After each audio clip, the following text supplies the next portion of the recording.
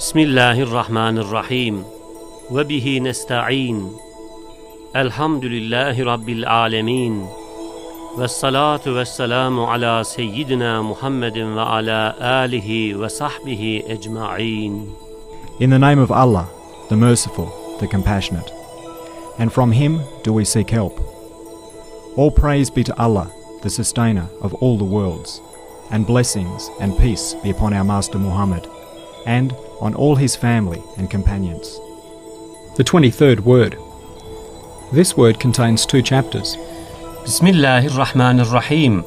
لَقَدْ خَلَقْنَا الْإِنسَانَ فِي أَحْسَنِ تَقْوِيمٍ ثُمَّ رَدَدْنَاهُ أَسْفَلَ سَافِلِينَ إِلَّا الَّذِينَ آمَنُوا وَعَمِلُوا الصَّالِحَاتِ.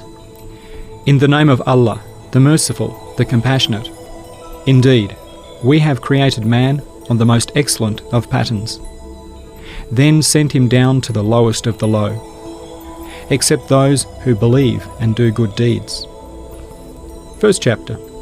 We shall explain in 5 points only 5 of the virtues of belief out of thousands. First point. Through the light of belief, man rises to the highest of the high and acquires a value worthy of paradise. And through the darkness of unbelief, he descends to the lowest of the low and falls to a position fit for hell. For belief connects man to the all-glorious Maker. It is a relation. Thus man acquires value by virtue of the divine art and inscriptions of the dominical names, which become apparent in him through belief. Unbelief severs the relation, and due to that severance, the dominical art is concealed. His value, then, is only in respect to the matter of his physical being. And since this matter has only a transitory, passing, temporary, animal life, its value is virtually nothing. We shall explain this mystery by means of a comparison. For example, among man's arts, the value of the materials used and that of the art are entirely different. Sometimes they are equal, sometimes the material is more valuable, and sometimes it happens that 5 liras worth of art is to be found in material like iron worth 5 kurush. Sometimes even an antique work of art is worth 1 million, while the material of which it is composed is not worth 5 kurush. If such a work of art is taken to the antiques market and ascribed to a brilliant and accomplished artist of former times, and announced mentioning the artist and that art, it may be sold for 1 million liras. Whereas, if it is taken to the scrap dealers, the only price received will be the 5 kurushes worth of iron. Thus, man is such an antique work of art of Almighty Allah.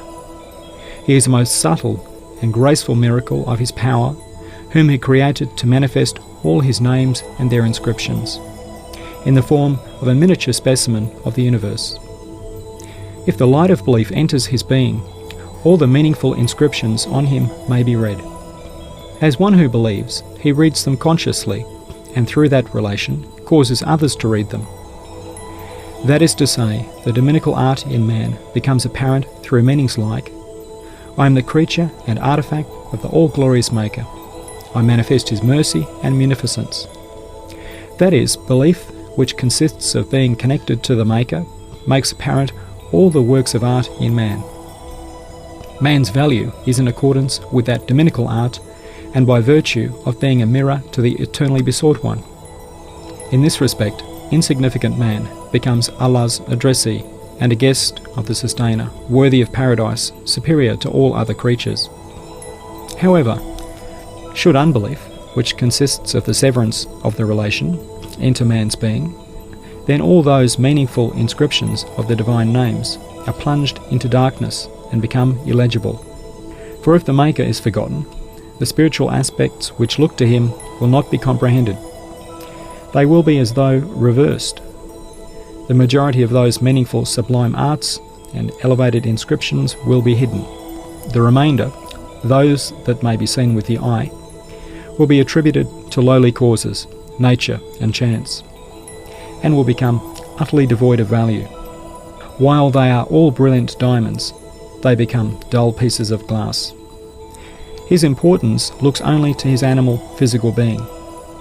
And as we said, the aim and fruit of his physical being is only to pass a brief and partial life as the most impotent, needy and grieving of animals.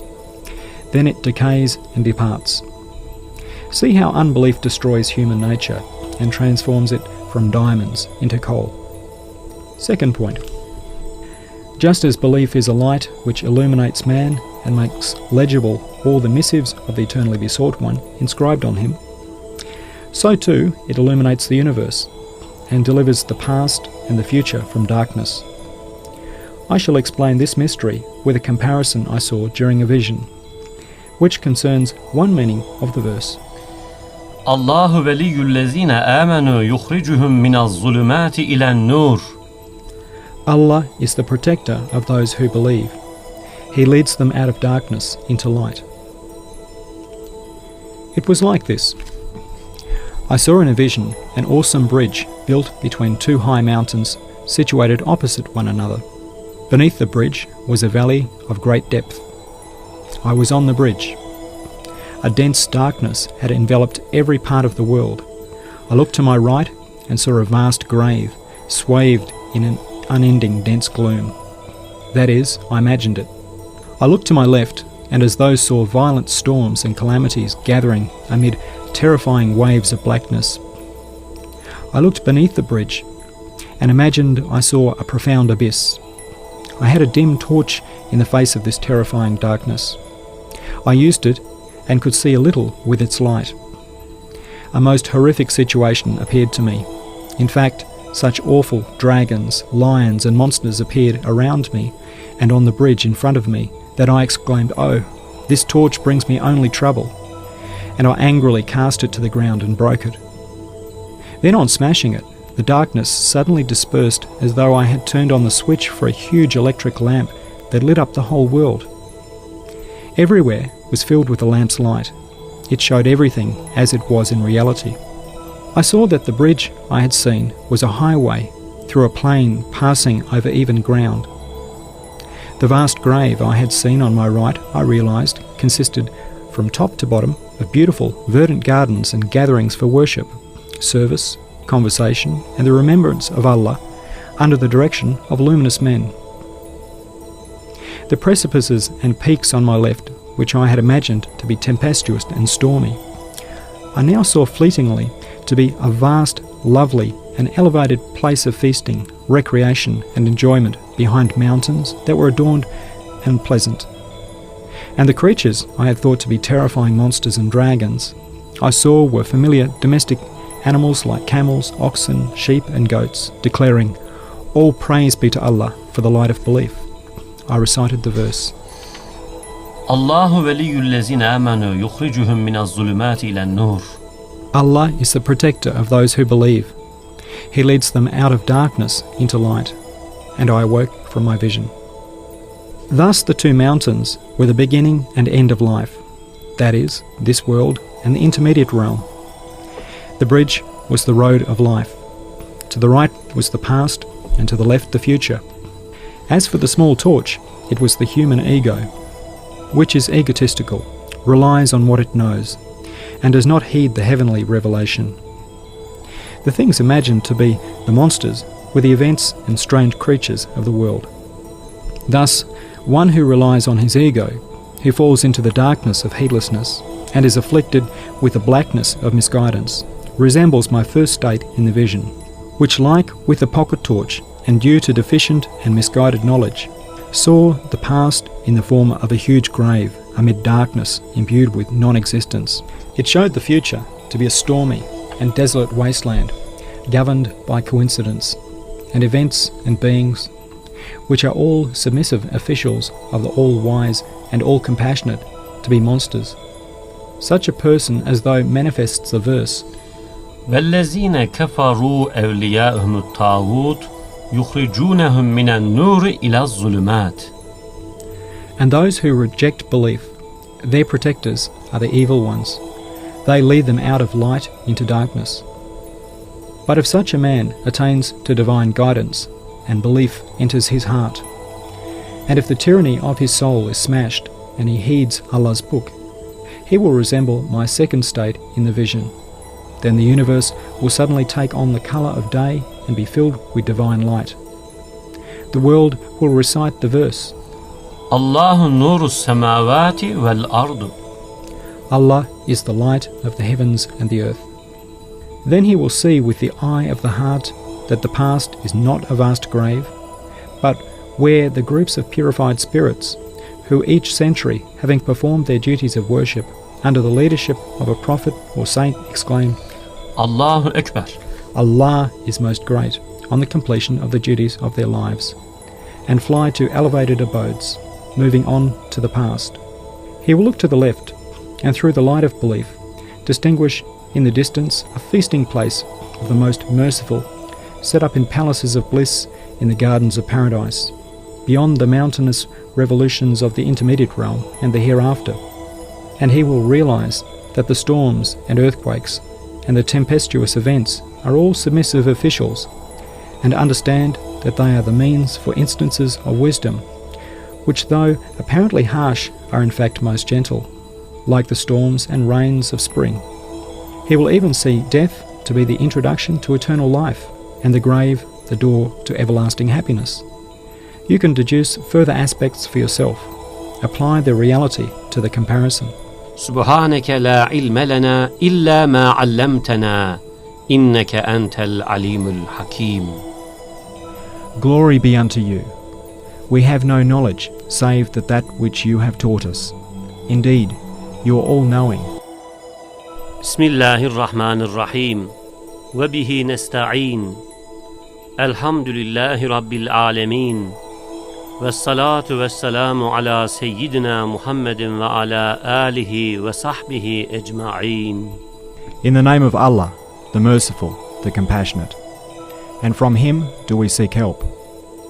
All praise be to Allah, the Sustainer of all the worlds, and blessings and peace be upon our Master Muhammad, and on all his family and companions. Third point. Belief is both light and strength. Yes, one who acquires true belief may challenge the whole universe and be saved from the pressure of events in accordance with the strength of his belief, saying, I place my trust in Allah. He travels through the mountainous waves of events in the ship of life in complete safety.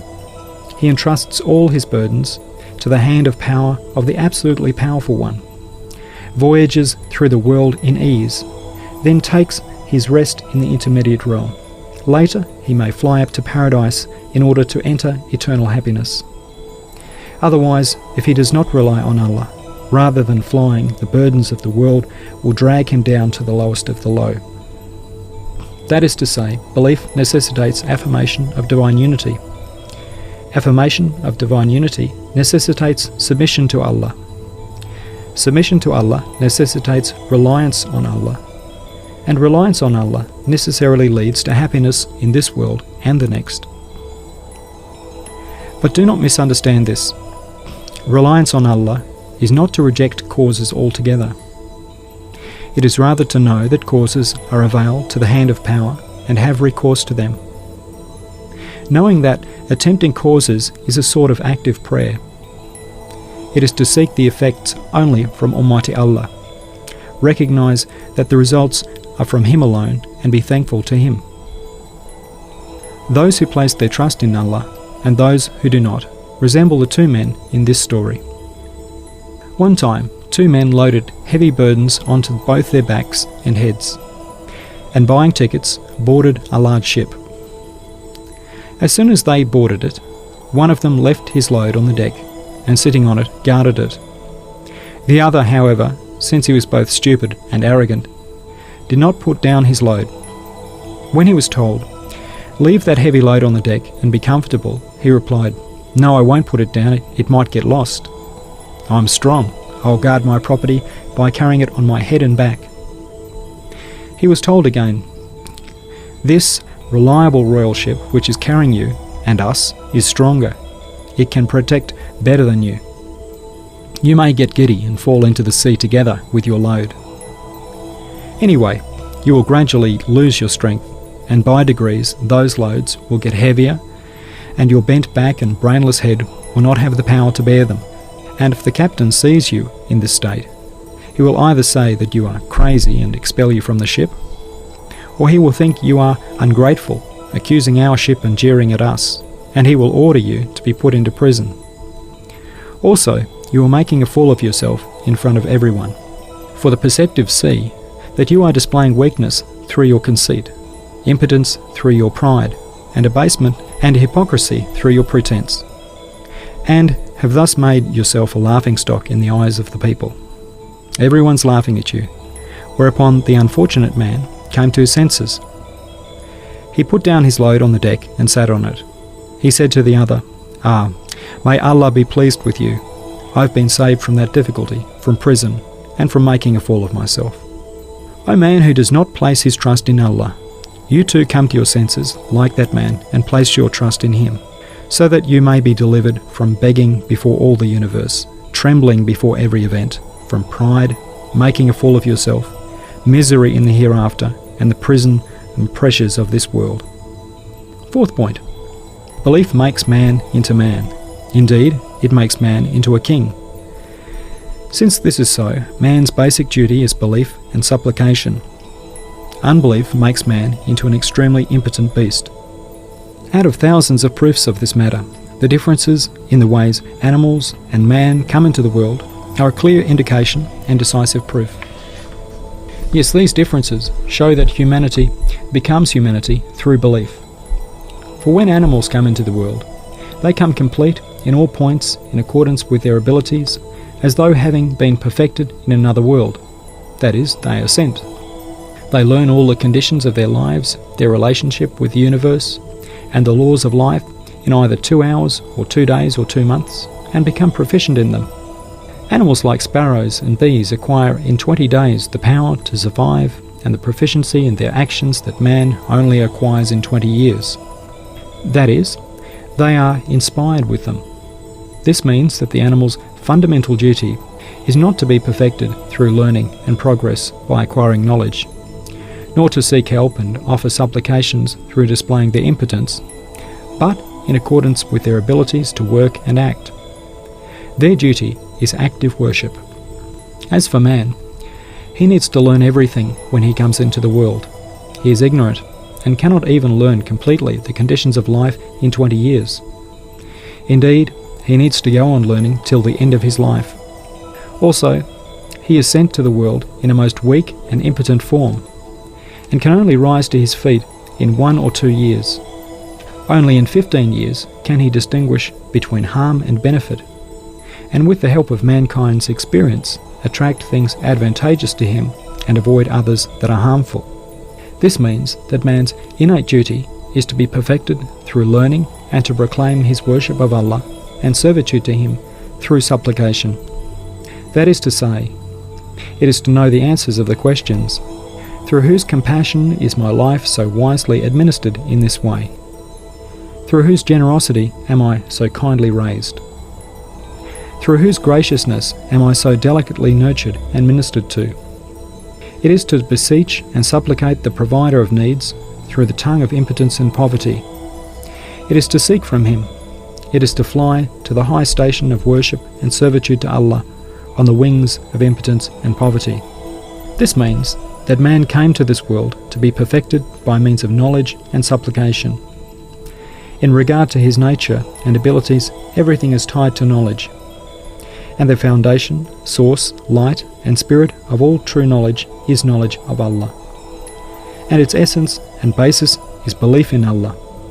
Furthermore, since man is subject to endless tribulations and afflicted with innumerable enemies despite his boundless impotence, and suffers from endless needs, and has innumerable desires despite his boundless poverty, after belief, his fundamental innate duty is supplication. As for supplication, it is the basis of worship of Allah and servitude to him. In order to secure a desire or wish he cannot obtain, a child will either cry or ask for it. That is, he will supplicate through the tongue of his impotence, either actively or verbally, and will be successful in securing it. In the same way, man is like a delicate, petted child in the world of living creatures.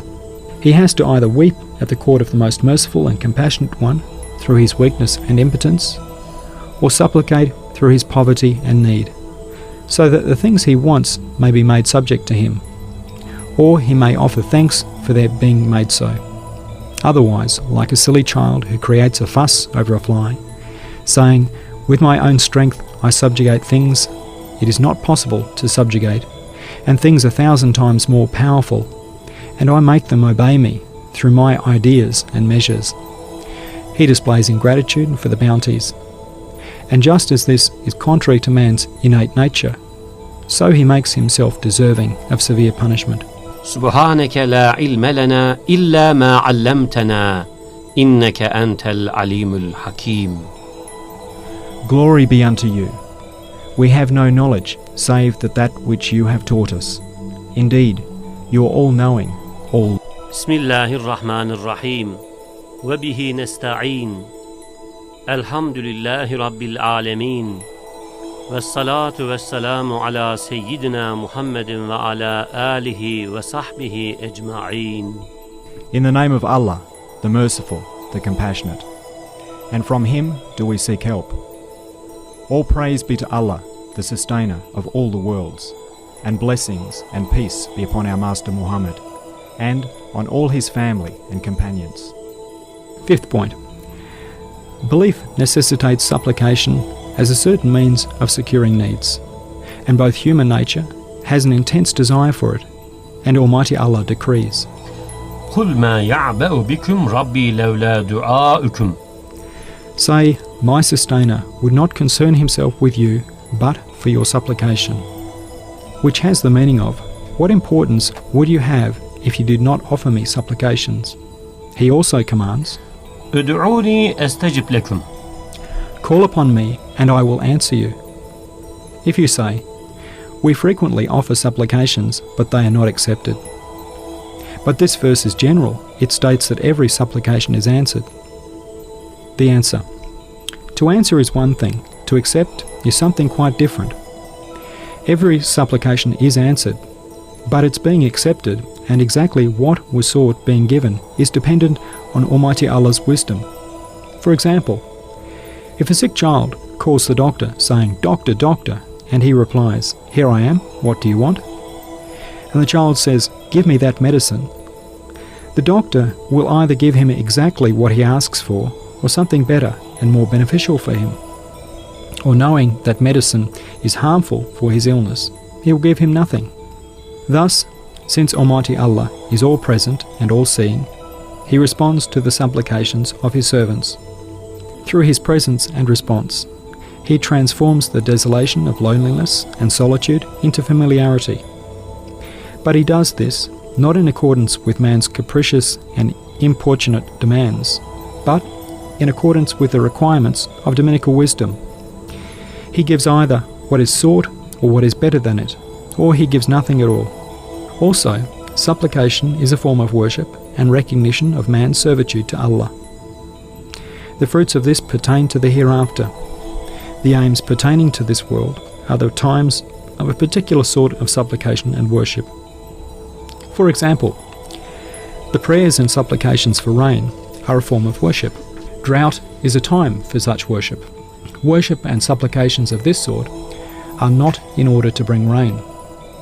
If they are performed with that intention alone, they are not worthy of acceptance, for they are not sincere worship. Sunset is the time of the evening prayers, and eclipses of the sun and moon are times of two particular prayers known as Salat al-Kusuf and Salat al-Husuf. That is to say, with the veiling of the two luminous signs of the night and day, Allah's tremendousness is proclaimed. So Almighty Allah calls His servants to a sort of worship at those times. The prayers are not so that the sun and moon will be revealed, whose appearance and how long the eclipses will continue have been anyway reckoned by astronomers. In just the same way, drought is the time for the prayers for rain, and the visitation of calamities and inflictions of harmful things, the times of certain supplications, when man realizes his impotence, and through his supplication and entreaty seeks refuge at the court of one possessing absolute power. Even if the calamities are not lifted despite many supplications, it may not be said that they were not accepted. It should rather be said that the time for the supplication is not yet over. If through His graciousness and munificence Almighty Allah removes the calamity, light upon light, then the time for that supplication is over and done with. That is to say, supplication has the meaning of worship and man's acknowledging his servitude to Allah. As for worship and servitude to Allah, it should be purely and sincerely for Allah's sake. Man should only proclaim his impotence and seek refuge with Him through supplication. He should not interfere in his dominicality. He should leave the taking of measures to Him and rely on His wisdom. He should not accuse His mercy. Indeed, what is in reality established by the Qur'an's clear verses is that just as all beings offer their own particular glorification and worship, so what rises to the divine court from all the universe is supplication. This is either through the tongue of innate ability, like the supplication of plants and animals, through they seek forms from the absolute bestower and to display and manifest His names, or it is through the tongue of innate need. These are the supplications for all their essential needs, beyond their power to obtain, offered by animate beings. Through this tongue, the animate beings seek certain things from the absolutely generous One for the continuance of their lives, like a sort of sustenance. Or it is a supplication through the tongue of exigency, through which all beings with spirits who find themselves in some plight or predicament make supplication and seek urgent refuge with an unknown protector. Indeed, they turn to the all-compassionate sustainer. If there is nothing to prevent it, these three sorts of supplication are always accepted. The fourth sort of supplication is the most well-known. It is our supplication. This too is of two sorts. One is active and by disposition, and the other verbal and with the heart. For example, having recourse to causes is an active prayer. To gather together causes is not in order to create the effect, but through the tongue of disposition to take up an acceptable position in order to seek the effect from Almighty Allah. To plough a field is to knock at the door of the treasury of mercy. Since this sort of active supplication is directed towards the absolutely generous One's name and title, it is accepted in the great majority of cases. The second sort is to offer supplication with the tongue and the heart. It is to seek certain wishes which the hand cannot reach. The most important aspect, the most beautiful aim, the sweetest fruit of this is this: the one who offers the supplications knows that there is someone who hears the wishes of his heart, whose hand can reach all things, who can bring about each of his desires, who takes pity on his impotence and answers his poverty. O impotent, needy man, do not neglect a means like supplication, which is the key to the treasury of mercy and to an inexhaustible strength. Cling to it, rise to the highest peaks of humanity. Include in your supplications those of all the universe, like a king. Say, إياك نستعين. From you alone do we seek help, like a servant and deputy representing all the universe. Be on the most excellent pattern of creation. سبحانك لا علم لنا إلا ما علمتنا إنك أنت العليم الحكيم.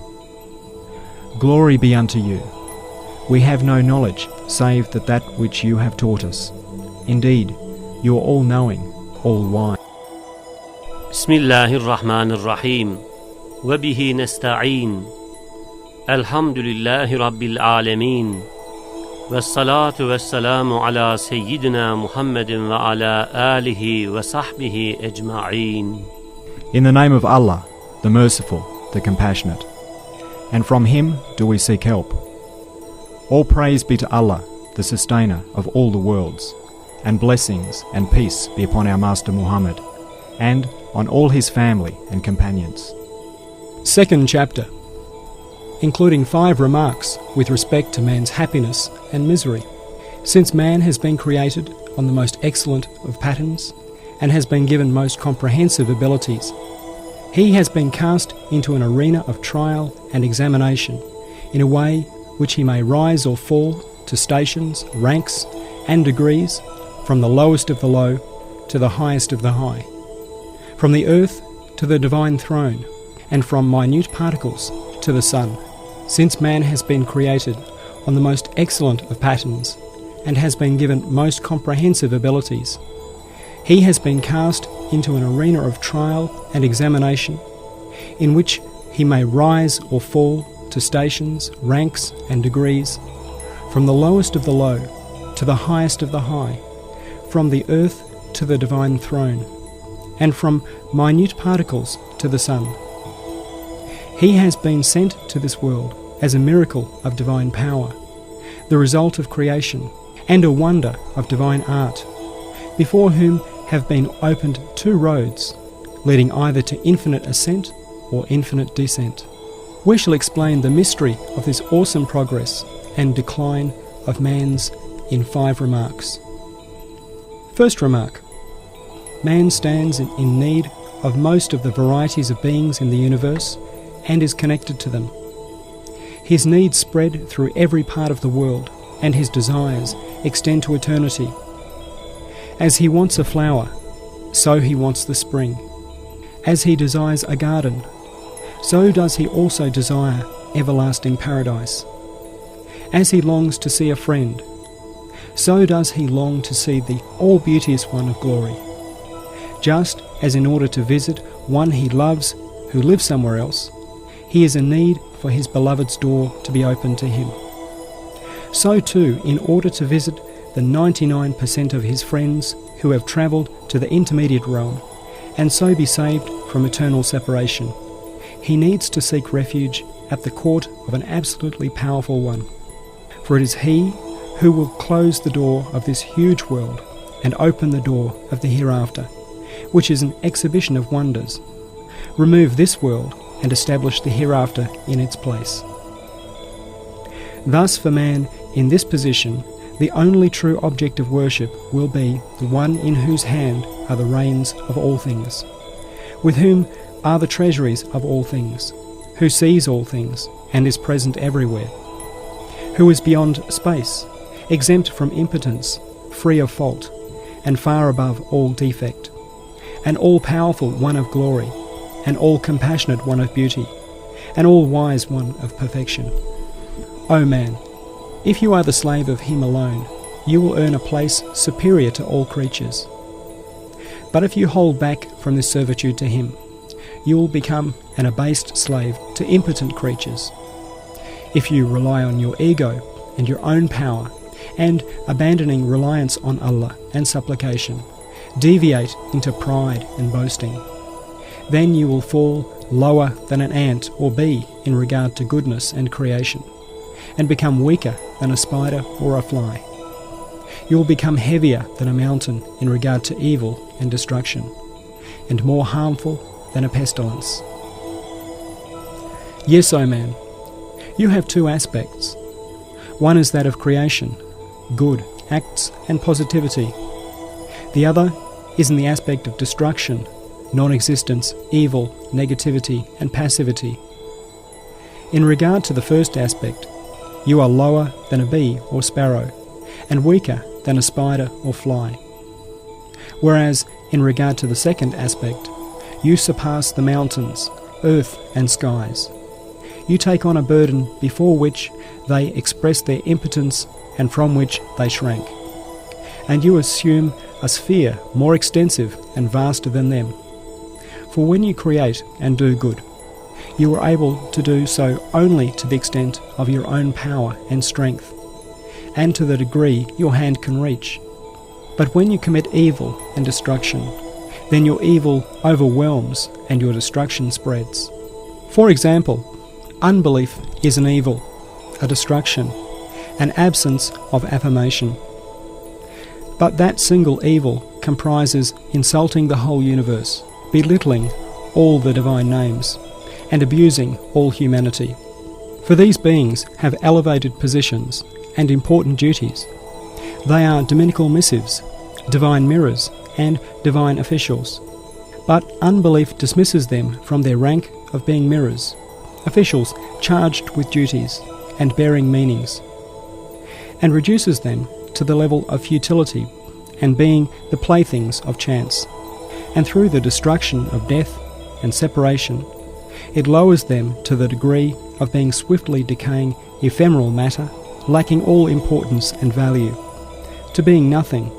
So too, through denial, it insults the divine names, the inscriptions, manifestations, and beauties of which are to be seen throughout the universe and in the mirrors of beings. And it casts down to a position more abased and weaker, more powerless and needy than the lowest transient animal, the one who holds the rank of Allah's vicegerent known as man. For man is a well-composed ode of wisdom proclaiming the manifestations of the sacred divine names, and a seed-like, self-evident miracle of divine power containing all the members of an eternal tree, and who, with assuming the supreme trust, rose to being higher than the earth, sky and mountains, and gained superiority over the angels. It reduces him to the level of being a common signboard, lacking all meaning, confused and swiftly decaying.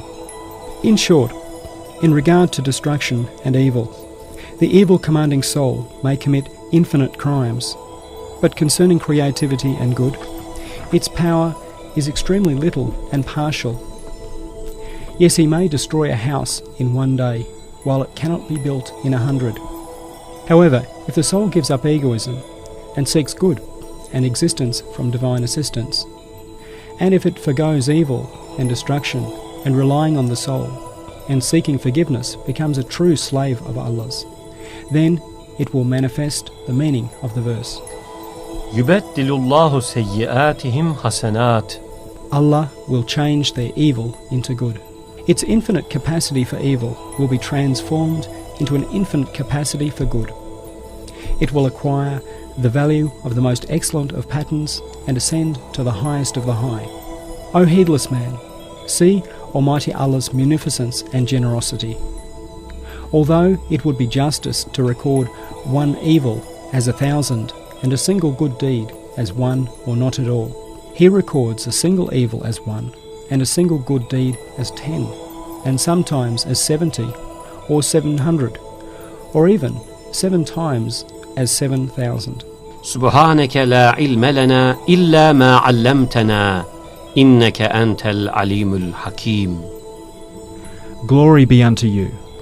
We have no knowledge save that which you have taught us. Indeed, you are all-knowing, all-wise. بسم الله الرحمن الرحيم وبه نستعين الحمد لله رب العالمين والصلاة والسلام على سيدنا محمد وعلى آله وصحبه أجمعين. In the name of Allah, the Merciful, the Compassionate, and from Him do we seek help. All praise be to Allah, the Sustainer of all the worlds, and blessings and peace be upon our Master Muhammad, and on all his family and companions.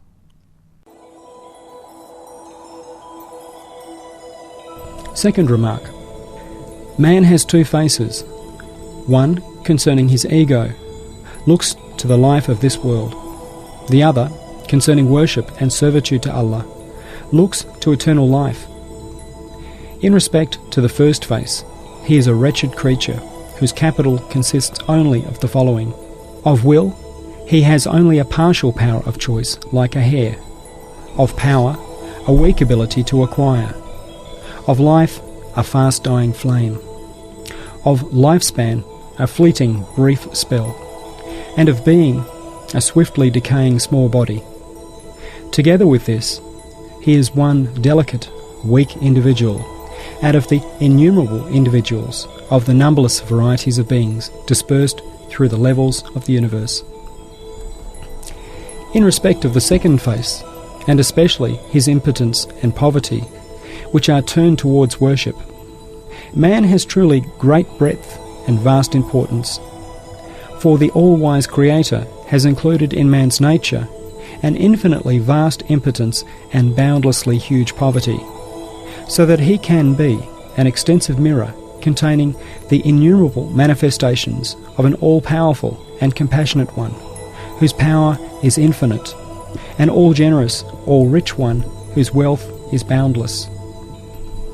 Indeed, man resembles a seed.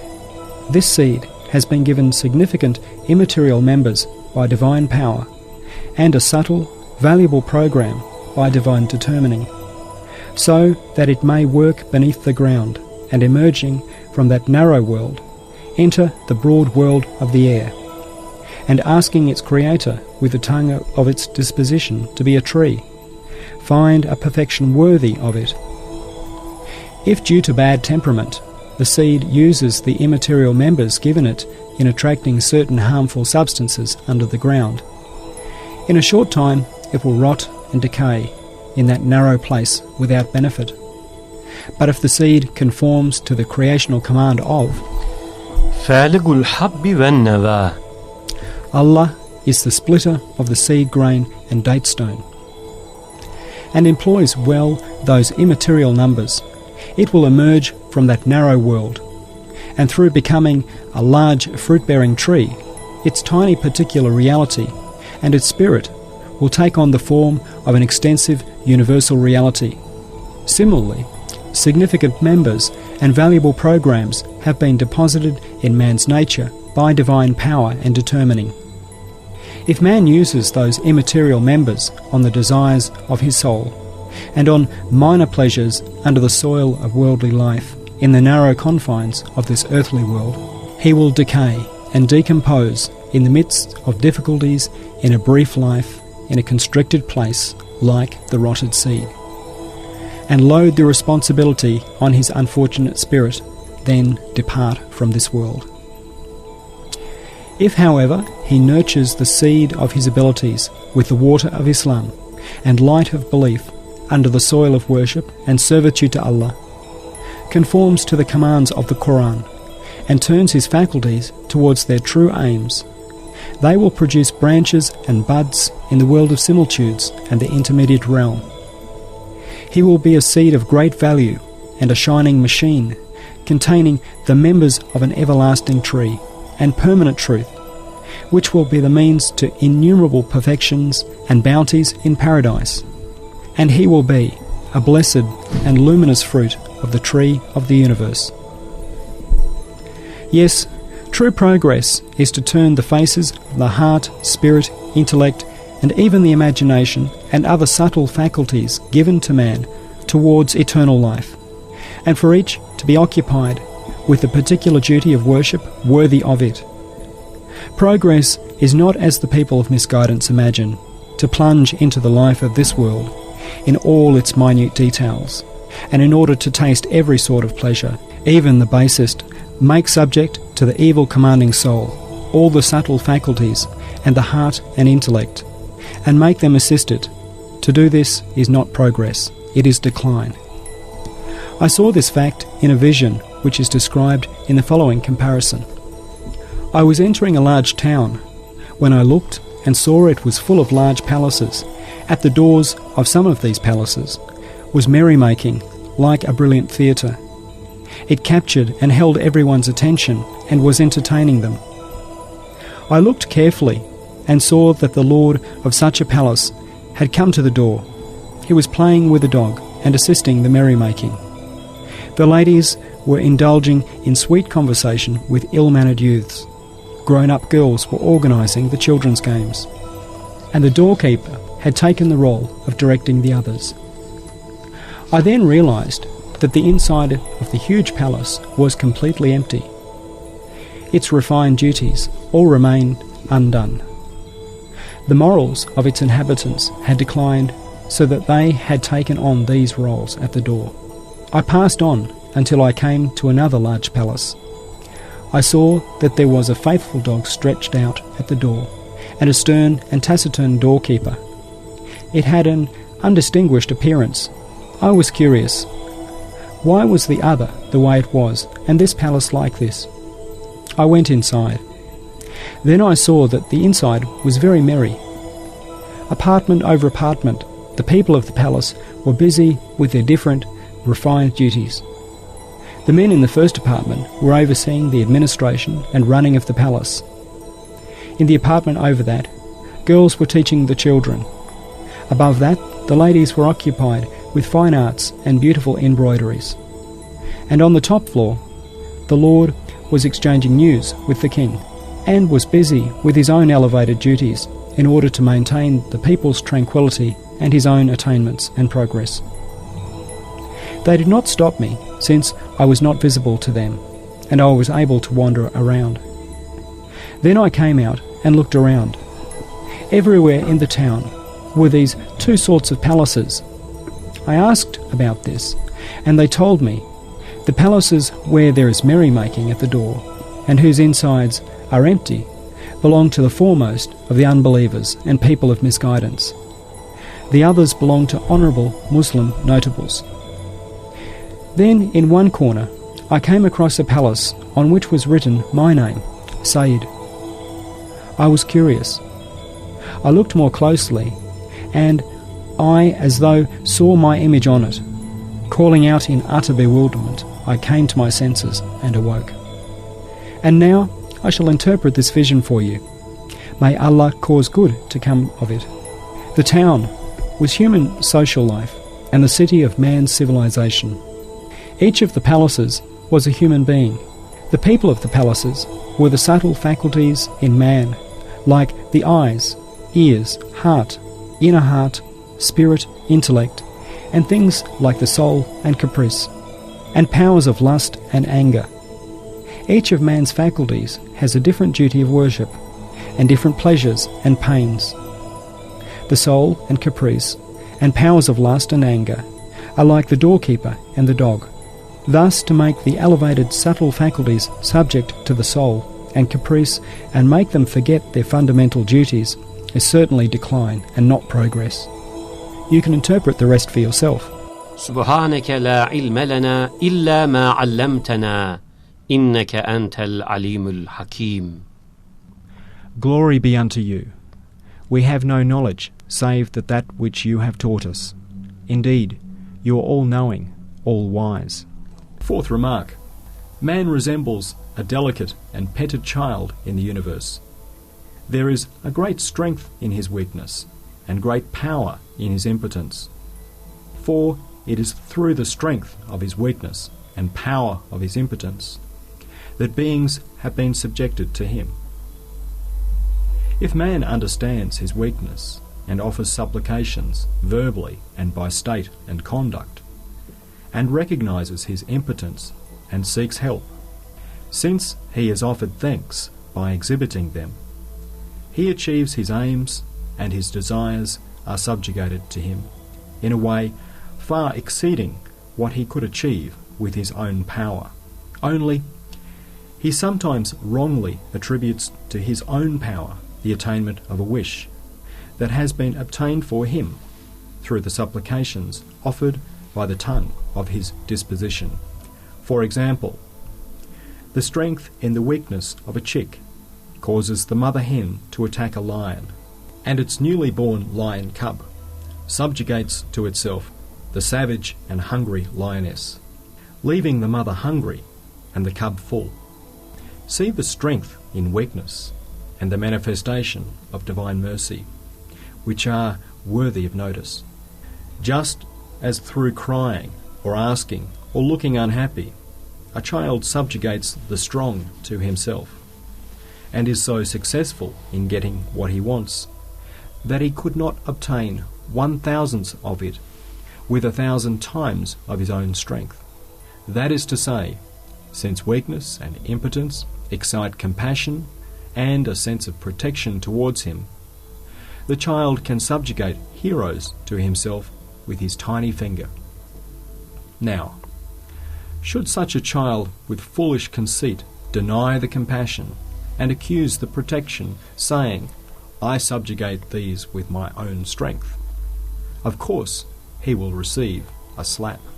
In the same way, if like Qarun, man says, إنما أوتيته على علم. I have been given it on account of the knowledge I have. That is, I gained this through my own knowledge and my own power, in a way that demonstrates ingratitude and denies his Creator's mercy, and accuses his wisdom. He will, of course, deserve a punishing blow. This means that man's domination and human advances and attainments of civilization, which are to be observed, have been made subject to him, not through his attracting them or conquering them or through combat, but due to his weakness. He has been assisted because of his impotence. They have been bestowed on him due to his indigence. He has been inspired with them due to his ignorance. They have been given him due to his need. And the reason for his domination is not strength and the power of knowledge, but the compassion and clemency of the Sustainer, and divine mercy and wisdom. They have subjugated things to him. Yes, what clothes man, who is defeated by vermin like eyeless scorpions and legless snakes, in silk from a tiny worm, and feeds him honey from a poisonous insect, is not his own power, but the subjugation of the Sustainer and the bestowal of the Most Merciful, which are the fruits of his weakness. O man, since the reality of the matter is thus, give up egotism and arrogance. With the tongue of seeking help, proclaim your impotence and weakness at the divine court, and with the tongue of entreaty and supplication, your poverty and need. Show that you are his slave. Say, Hasbunallahu ve ni'mel vekil. Allah is enough for us, for he is the best disposer of affairs. And rise in degree. Also, do not say, I am nothing. What importance do I have that the universe should purposefully be made subject to me by an absolutely all-wise one, and universal thanks required of me? Because for sure you are as though nothing with respect to your soul and form, but from the point of view of duty and rank, you are an observant spectator of this majestic universe, an eloquent, articulate tongue of these beings so full of wisdom, a discerning reader of this book of the universe, a supervisor of these creatures, full of wonder at their glorifications, and like a foreman of these beings full of respect for their worship.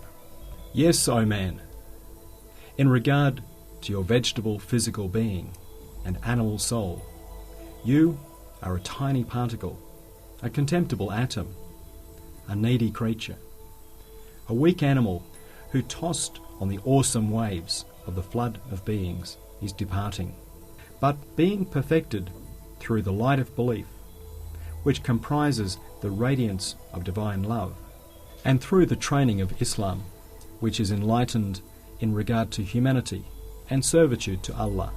You are a king and a universal within particularity, and within your insignificance a world, and within your contemptibility a supervisor of such high rank and extensive sphere that you can say, my compassionate Sustainer has made the world a house for me, the sun and moon lamps for it, and the spring a bunch of flowers for me, and summer a table of bounties, and the animals he has made my servants, and he has made plants the decorated furnishings of my house.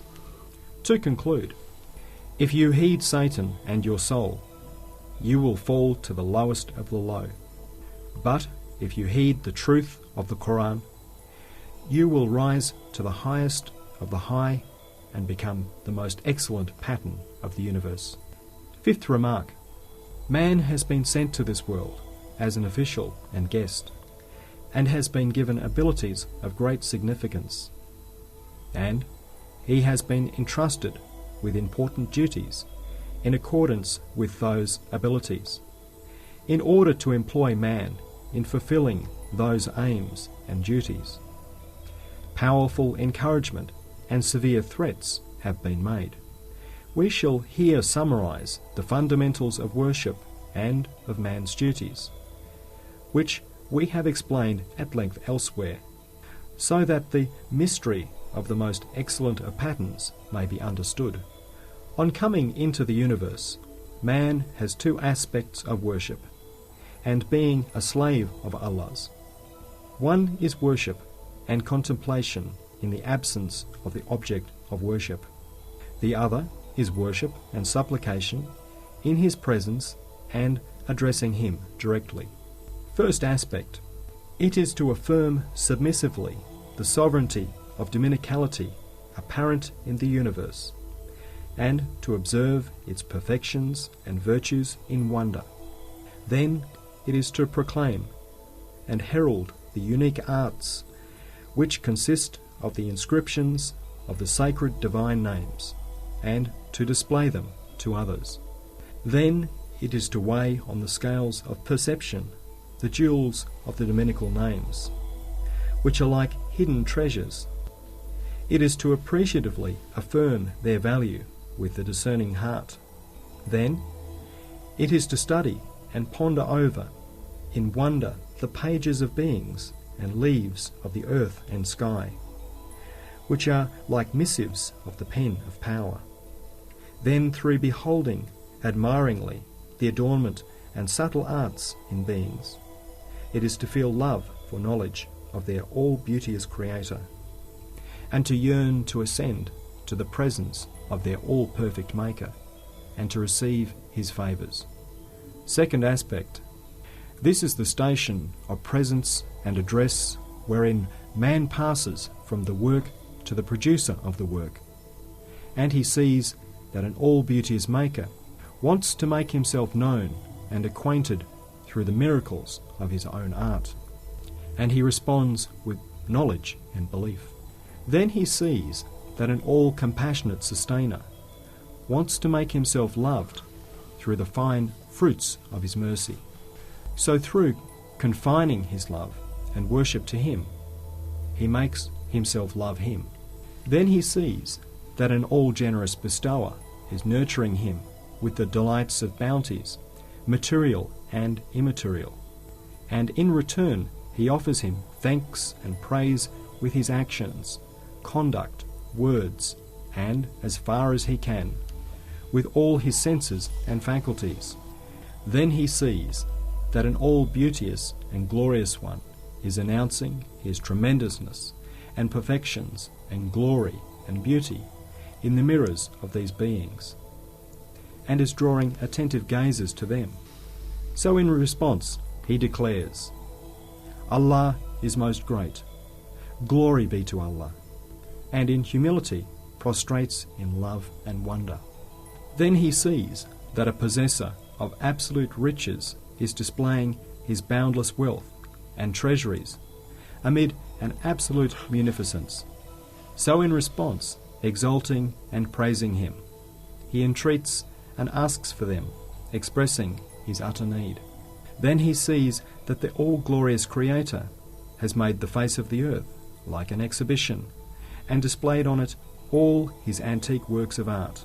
So in response he exclaims in appreciation, what wonders Allah has willed, and in admiration, what blessings Allah has bestowed, and in wonder, glory be to Allah, and in astonishment, Allah is most great.